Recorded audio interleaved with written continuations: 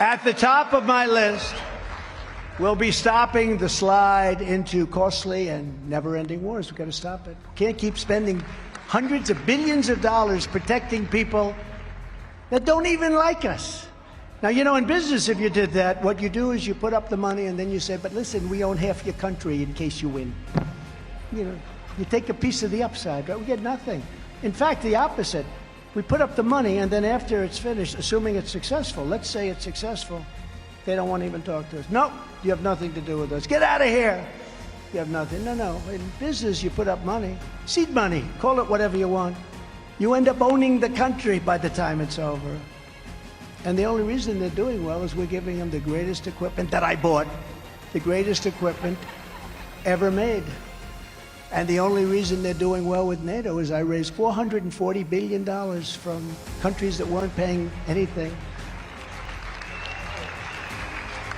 And the Secretary General Stoltenberg, good man, he said it's one of the greatest jobs I've ever seen. I hope he still says that, but one of the greatest jobs. He said Obama would come and make a speech. Bush would come, make a speech, and then they'd leave. I came, I looked, I said, man, these people aren't paying. We're paying for the whole thing practically. Of the 28 countries at the time, only 8 were paid out. 20 weren't, including Germany. They paid a fraction of what they were supposed to be paying. And I said to him, either you pay, we're not going to protect you. And a man stood up, a president of a country stood up, and he said, sir, could I ask you a question? This was a round table with nobody in the room but the presidents, prime minister, and dictators, okay? Some of them are all the same. But they stood up, and he stood up and said, sir, could I ask you a question? If we don't pay up, and if we get attacked by Russia, will you protect us, sir?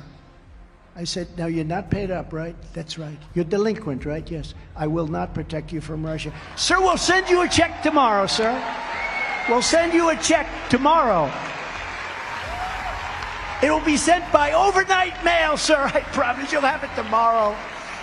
Now, if I said, like the stupid politicians say, absolutely will be, you know, Article 5, 6, 7, 8, 9, well, you're supposed to do it.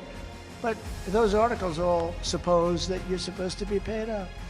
But let's say I said the opposite. Yes, we will always protect you. And I took a lot of heat because they said, I'm not a good member. Actually, NATO wouldn't even exist if I didn't get them to pay up. But they paid up $449 billion or something, and that's the money they use. They're rich as hell right now. They spent an office building that cost $3 billion.